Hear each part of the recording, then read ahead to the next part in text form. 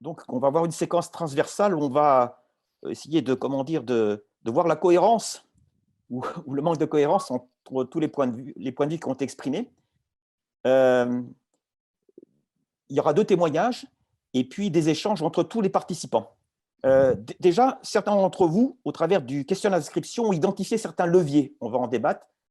Et ce que nous avons retenu, pour ce qui concerne le monde de l'agriculture et de l'élevage, donc les deux premiers parties de l'atelier, ce qui est ressorti, c'est qu'il faudrait faire de la formation. Il semble qu'il y a un manque de prérequis sur la nutrition humaine pour le monde de l'agriculture. En gros, les gens qui sont dans le milieu agricole, et ce n'est pas une critique, moi le premier, hein, on ne sait pas trop ce qui se passe, on n'a pas actualisé nos connaissances sur la nutrition humaine et la santé.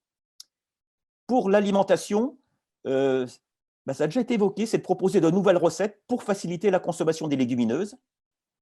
Et puis, en ce qui concerne notamment la viande, c'est aussi jouer sur la taille des portions et bien sûr la réduction du gaspillage qui faut consensus. Ensuite, il y a deux leviers transversaux qui ont été identifiés. Un, c'est de mettre en réseau les PAT, c'est-à-dire les plans alimentaires territoriaux, parce que souvent, ils se conduisent de manière isolée, et donc il y aurait à gagner pour capitaliser les retours d'expérience. Et puis, ce qui a été évoqué aussi, c'est de sensibiliser le grand public quant à l'intérêt d'une consommation locale pour amener les industries agroalimentaires à s'approvisionner au plus proche des bassins de consommation. C'est vrai que là, dans l'après-midi, on a parlé d'agriculture, on a parlé d'alimentation, mais on n'a pas parlé beaucoup d'industrie agroalimentaire. Or, les produits agricoles sont souvent transformés, ce qui est normal, pour les conserver, pour améliorer certaines caractéristiques de la qualité. Donc, sans tomber dans l'ultra-transformation, il y a peut-être aussi une relocalisation des industries agricoles alimentaires.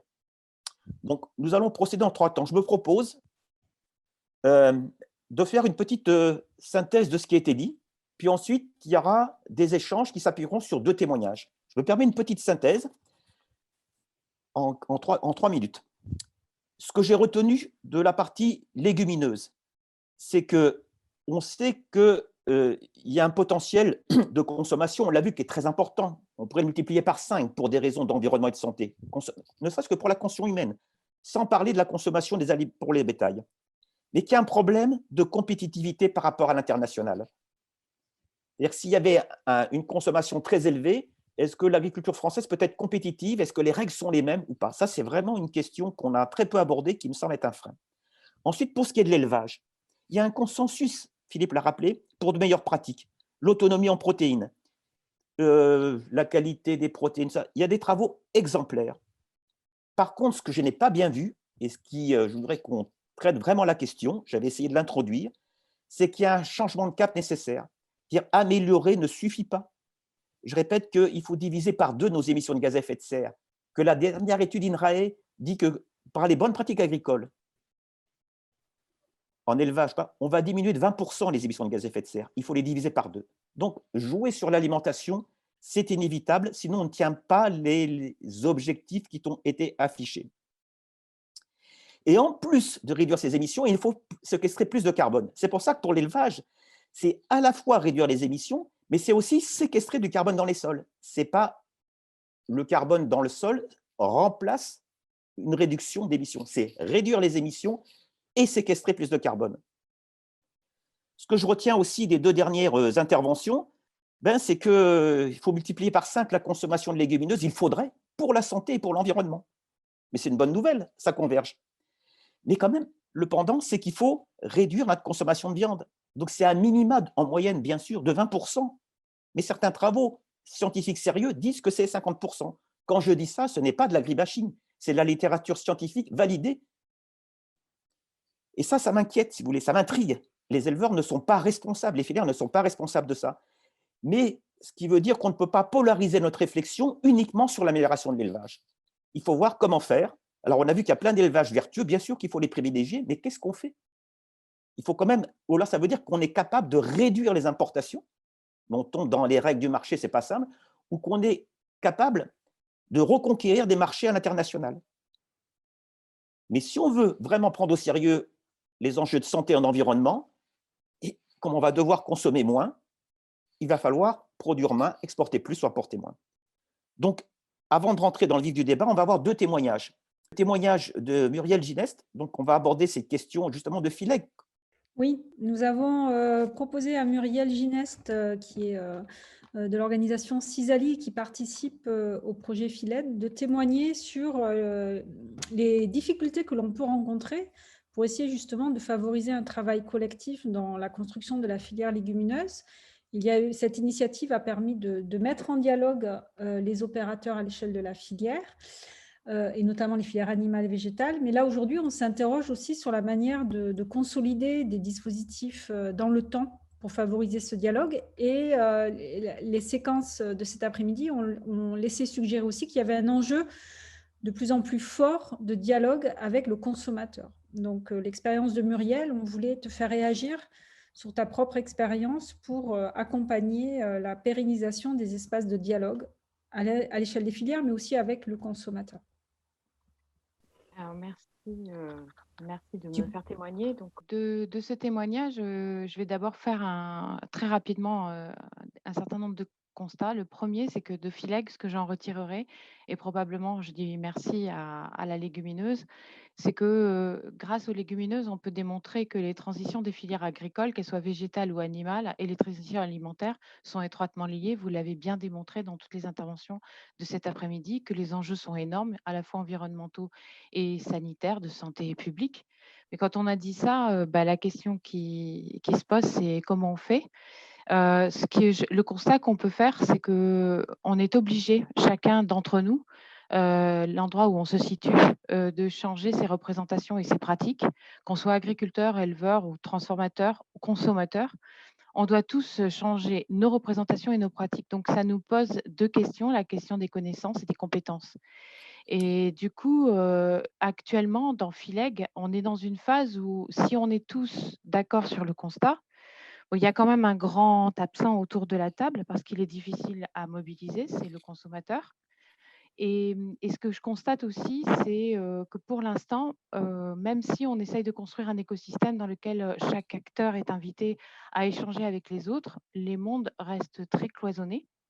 Et on a tendance en fait à se dire oui, je suis conscient qu'il faut que je change, mais mon changement est conditionné à l'autre. Alors les acteurs de l'amont disent que le changement est conditionné aux acteurs de l'aval. Les acteurs de l'aval disent que le changement est conditionné au changement de consommation des consommateurs.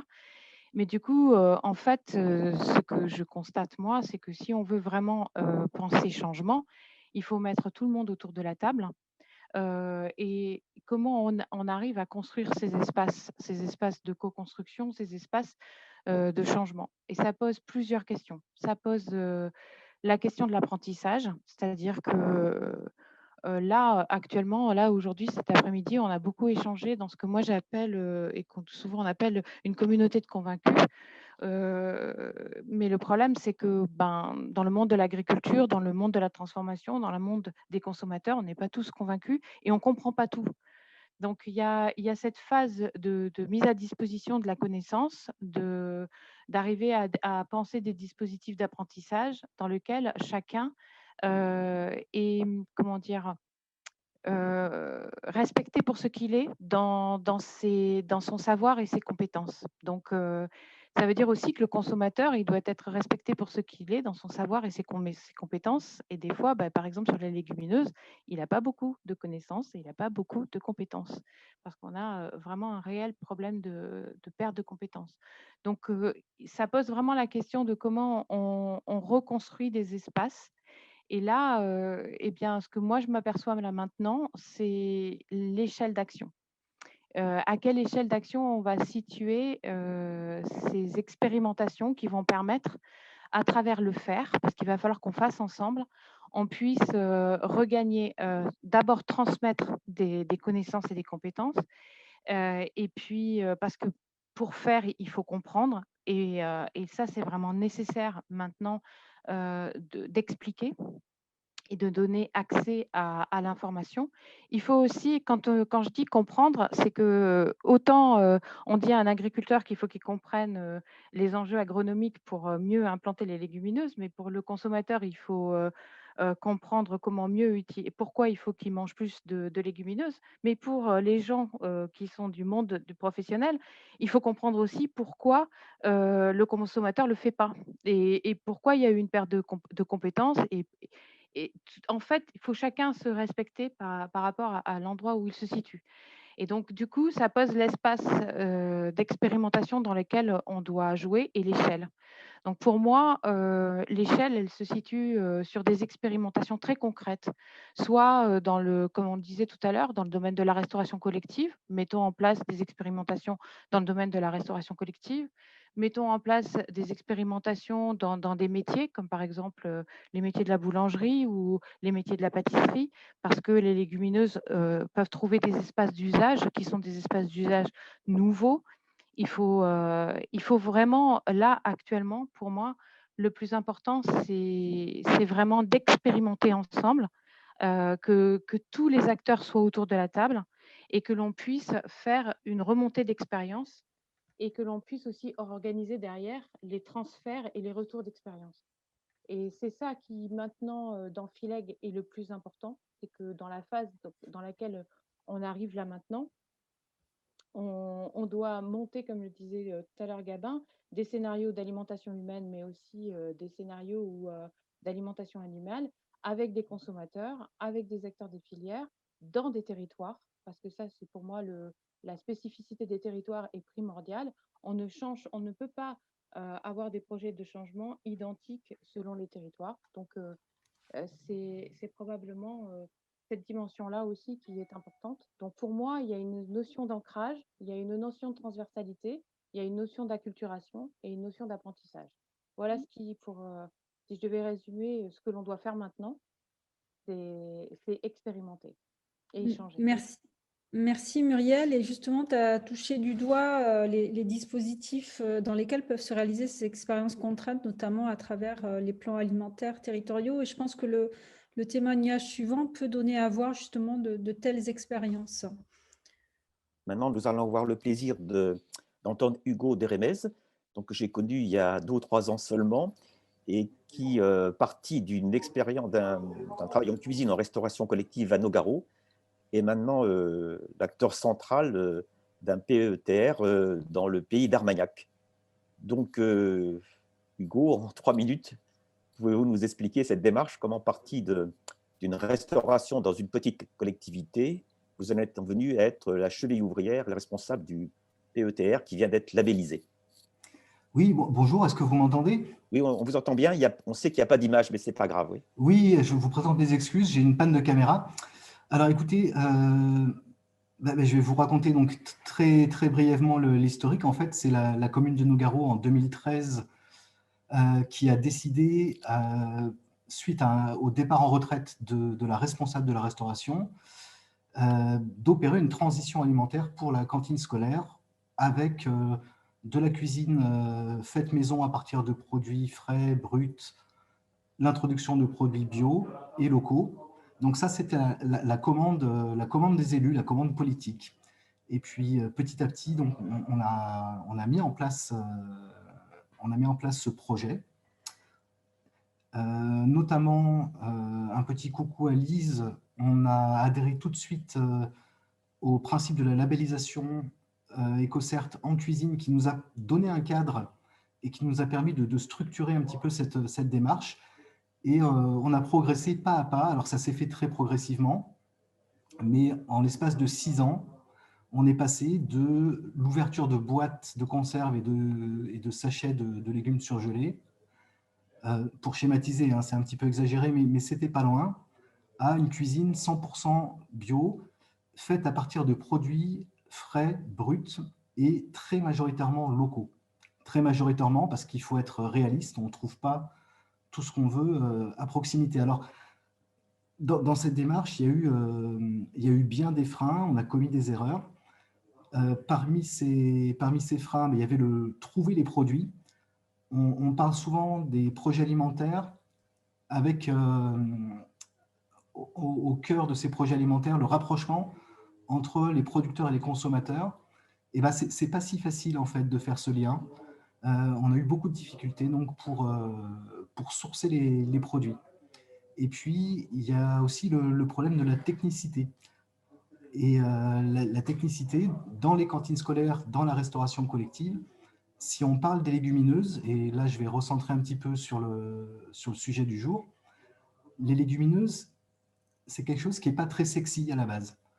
Souvent, ce sont des couleurs ternes, souvent, ce sont des textures molles, et les rendre agréables, rendre le produit brut, le transformer en aliment non seulement comestible, ce n'est pas le sujet, il faut qu'il soit attractif, parce qu'on a quand même tous cette culture carnée où on a l'habitude d'avoir des repas avec une pièce de viande ou de poisson, en tout cas une protéine animale qui est au centre de l'assiette, et déconstruire cette assiette pour la recomposer selon les valeurs de l'alimentation durable et des objectifs qu'on a cités précédemment, c'est pas si simple, et il faut savoir qu'à l'heure actuelle, il n'y a aucune formation en cuisine, en tout cas pas dans les cursus généraux CAP, BEP, Bac Pro, qui propose ces formations-là.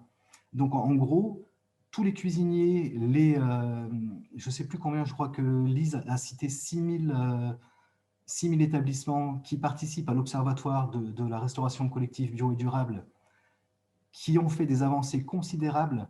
Ce sont tous des héros parce que, en fait, ils font de la formation et ils font de la recherche et développement en cuisine. Et je trouve que c'est un domaine fondamental qui manque cruellement. Ce qu'on a fait donc à Nogaro, on est arrivé à ce niveau-là, qui est encore tout ce qu'il y a de plus perfectible, mais il faut savoir que ça a entraîné petit à petit tout un territoire, et ensuite ça a donné un projet alimentaire territorial, c'est de l'essaimage. Donc en partant d'une cantine scolaire d'un petit village, puisque c'est 2000 habitants, Nogaro, 240 repas par jour pour l'école.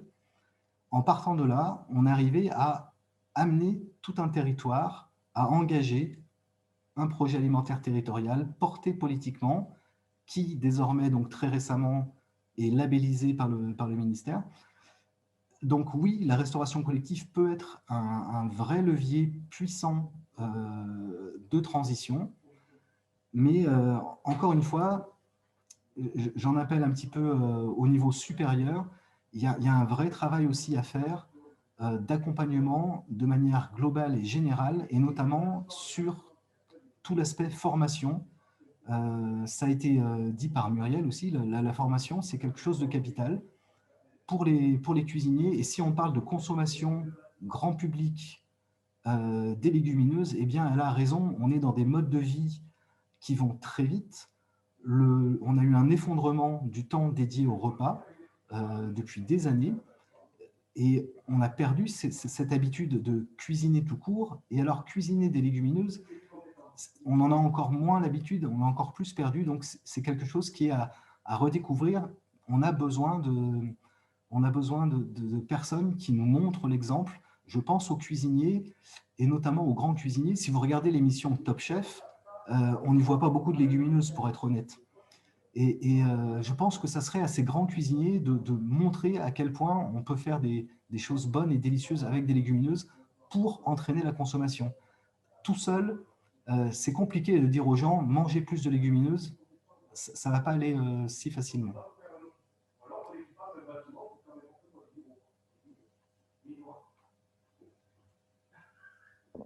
Merci Hugo.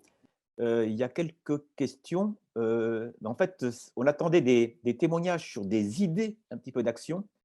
Et en fait, on a surtout, je vois, des questions. Donc, ça n'empêche pas d'y répondre, mais la bourse à idées, comme ça vient d'être évoqué, mais, est ouverte. Alors, ce que je note comme question, je lis: avec les inégalités connues au sein de la population, le pouvoir d'achat des consommateurs est un des freins au développement des produits de qualité. Et quel levier pourrait être envisagé, notamment pour les produits animaux et les légumineuses? Je ne sais pas s'il y a quelqu'un qui est en mesure autour de la table, parmi les intervenants tout à l'heure, ou toute personne. Je ne suis pas un spécialiste, mais ce qu'on sait, c'est quand même, c'est que effectivement, les viandes de qualité peuvent coûter plus cher, c'est vrai. Mais au moins pour ceux qui en consomment beaucoup, une voie d'adaptation, c'est d'en consommer moins et mieux. C'est toujours pareil. Hein. Ce n'est pas contraire. Ça va dans le sens de l'atteinte d'enjeux environnementaux et ce n'est pas contraire, on l'a vu, aux enjeux de santé au travers de ce qui a été rappelé. Mais si vous avez d'autres idées, c'est ouvert. Pardon, est-ce que je peux me permettre Oui, bien sûr, de c'est fait pour. rebondir. Donc, Karen, là, au niveau de l'Interpro, alors c'est vrai qu'on parle de consommation de viande, mais de quelle consommation parle-t-on? On est sur des consommations moyennes aujourd'hui qui sont quand même largement abaissées depuis des années. Si on a ressorti quelques chiffres, hein. Aujourd'hui, on est passé d'une consommation en 2007 de viande hors volaille et hors viande utilisée comme ingrédient, donc qui pouvait se rajouter dans les plats, de 153 grammes par jour à 134 grammes par jour, avec des estimations moyennes sur une semaine, toujours pour ces mêmes produits, de l'ordre de 320 grammes par semaine. Donc, c'est des fréquences de 2 à 3 fois par semaine. Donc, on n'est pas sur des consommations quotidiennes. Là, je parle sur la population française. Donc, ça, c'était peut-être la première remarque. Souvent, c'est aussi dans les écoles et dans la restauration collective que se mange la viande. Et effectivement, on constate aussi que dans la pratique au sein des foyers, au sein des familles, ils se cuisinent selon les catégories socio-professionnelles assez peu de recettes à base de produits bruts. On le constate bien, hein, il y a beaucoup d'achats de produits très transformés. Donc, effectivement, on voit bien un mouvement qui s'est amorcé, même si on a bien conscience que c'est pas si simple de diffuser des connaissances, des formations pour la partie chef de cuisine. Hein. On est en relation avec eux, on sent bien qu'il y a une vraie demande. Hein. Il se trouve que c'est quand même aussi en restauration collective que souvent les gens ont accès, ou certaines catégories ont accès aux protéines viande et pas forcément chez eux, ou alors parfois, selon encore une fois les niveaux socio-économiques, des fois c'est des produits ultra transformés et évidemment qu'on milite pour un retour à la cuisine tout en restant sur un moins en quantité et mieux en qualité, mais avec une différence qui est que les produits bio ou label sont quand même nettement plus onéreux. Donc il faut, c'est aussi de l'acquisition de compétences pour le consommateur comme aussi les milieux de la restauration. Oui. Voilà, quelques petites remarques. Hein. Je suis complètement d'accord avec vous sur les aliments ultra transformés, que ce soit d'ailleurs des produits végétaux. Et l'erreur, ça serait de remplacer la viande par des steaks de légumineuses avec des additifs et tout. Et c'est vrai aussi pour les produits animaux qui sont parfois ultra transformés. Donc, il n'y a aucun problème là-dessus. Toutes les études épidémiologiques Nutrinet Santé vont dans ce sens-là. Il faut les réduire fortement, ces produits ultra transformés, quels qu'ils soient. Par contre, sur la consommation de viande, ce que je vous ai montré, la dernière étude qui vient de sortir, Nutrinet Santé, là, c'était daté de 2021, je l'ai eu il y a 8 jours. Vous savez, la population est séparée en 5 quintiles et le meilleur régime alimentaire pour la santé et l'environnement, c'est quand même beaucoup, les quantités de viande, c'était beaucoup moins que ce que vous dites. Hein. On ne peut pas, en moyenne, voilà. Donc, actuellement, il y a, si vous voulez, quand je lis la littérature scientifique dans le domaine de l'alimentation, nutrition, santé, ça fait consensus, ça. Mais c'est vrai que le monde de l'agriculture, que ce soit les organisations professionnelles ou que ce soit les chercheurs, même des collègues chercheurs, ignorent ce type de littérature. Je suis désolé de le dire. Ils l'ignorent, ils ne la voient pas. Alors qu'elle fait plutôt consensus. C'est pour ça qu'un des enjeux, il ne s'agit pas de faire de l'agri-bashing, je ne suis pas du tout dans cet esprit-là, mais il faut arriver à se mettre à niveau dans la littérature scientifique des différents domaines. Et c'est vrai que c'est extrêmement, comme je le dis, les filières ne sont pas responsables de cet état de fait, les agriculteurs ne sont pas responsables, mais à un moment donné, il faut prendre la mesure. Et pour moi, l'aspect fondamental, c'est qu'on est tous dans une dynamique constructive de réduire les impacts avec des systèmes vertueux, on les a, mais l'urgence n'est plus là. Je rappelle, l'urgence, elle est écrite dans les projets européens et français. L'urgence, je ne veux pas tout réduire au climat, mais c'est quand même de diviser les émissions de gaz à effet de serre par 2. Et on sait que les bonnes pratiques ne vont pas permettre d'y arriver. Voilà. Et donc, il faut moins, mais mieux, je suis d'accord. Voilà, mais il faut accepter que ça soit moins. Moi, j'ai fait toute ma carrière sur l'élevage. C'est très dur de dire ça, mais je le dis. C'est ma responsabilité de chercheur de le dire. Michel? Oui. Oui, moi j'entends tout ça. Je suis d'accord que moins mais mieux. Mais tout à l'heure, je voulais démontrer qu'en faisant aussi bien, on réduisait l'impact climatique Oui, significativement. Une tonne de soja, c'est 100 CO2. oui, oui. Sur du ruminant, on le sait au travers du Oui. régime alimentaire. Mais moi, ce qui me fait peur dans tous ces discours que j'entends, c'est attention l'effet balancier. Là, on est en train de parler d'extrême à extrême. Voilà, on est d'accord que. Mais j'ai comme le sentiment que des gens parlent de nutrition, ils ne connaissent pas la nutrition. Bon, pourquoi il faut cuire les protéagineux? Je pense que c'est ancestralement. Mais j'entends des discours quand même qui me font un petit peu sursauter. Parce que le consommateur, on parle du prix du consommateur. Le consommateur est sensible au prix, mais il est sensible à des discours. Mais je pense qu'il faut modérer tout ce qui est dit et la façon dont on le dit. J'entends, mais là, je ne prends peur, pas quand de même. position. Je rappelais les études qui sont faites par l'INRA, mais pour ne citer que les études francophones en France. Mais ce que j'ai montré tout à l'heure, ce n'est pas des visions de l'esprit, c'est des études. Bon, on peut les critiquer, mais on regarde, en gros, que les 2/5 de la population française vivent plutôt bien pour leur santé en consommant moins de viande. J'ai jamais dit pas. Hein. Et c'est mieux pour l'environnement. On ne peut pas le nier. C'est pas un modèle mathématique, c'est une réalité, quoi. Voilà. Et donc, pour moi, si je me situe à l'échelle régionale, n'oublions pas que nous sommes majoritairement en Occitanie. On a vu qu'il y a tellement de voies de progrès pour l'élevage, pour des voies vertueuses, et on n'est peut-être pas les plus mal placés en Occitanie parce qu'on a quand même beaucoup d'herbes. Je parle surtout pour les ruminants. Et puis les pistes, vous que Jean-Luc vous avez évoqué, c'est pas que des pistes, hein, pour les monogastriques. Je ne sais pas si vous avez vu les graphiques que j'ai montrés.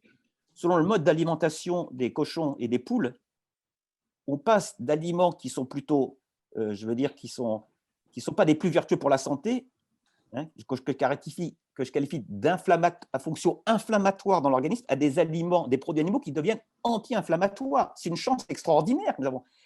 Et donc, plus les régions, parce que là, je fais du chauvinisme, je me place à l'échelle de l'Occitanie, prendant le virage tôt, mieux ça vaudra. C'est ça ce que je veux dire. Et donc, si la restauration collective s'engage aussi là-dedans, c'est pour ça que tout à l'heure, je posais la question à Lise, comment la restauration collective choisit ses produits animaux, ce n'est pas neutre. Prendre des fromages faits à l'herbe ou pas faits à l'herbe, prendre des aliments, des viandes qui sont plutôt… Oui. Je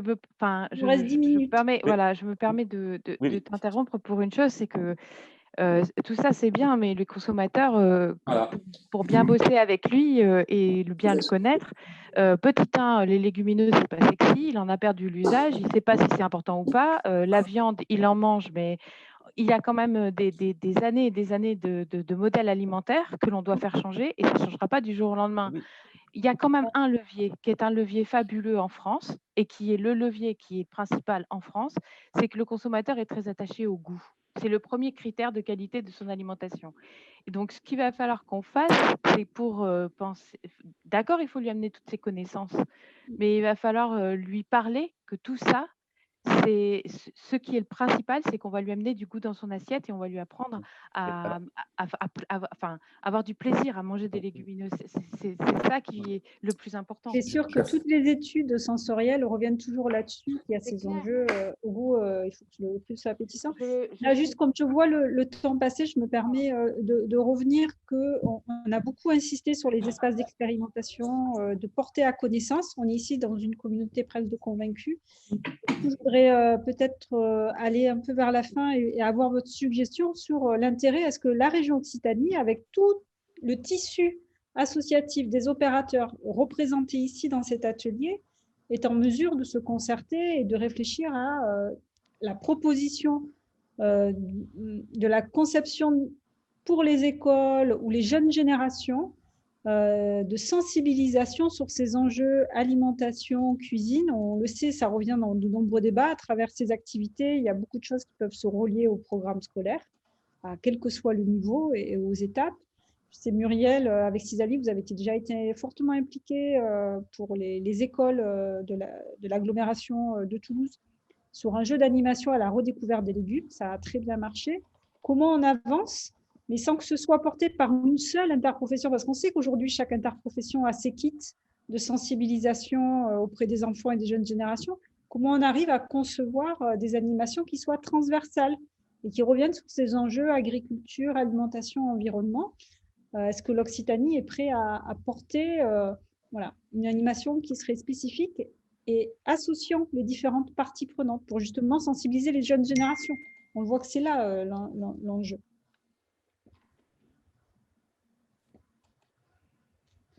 Muriel, tu peux... Moi, je veux bien dire un petit mot.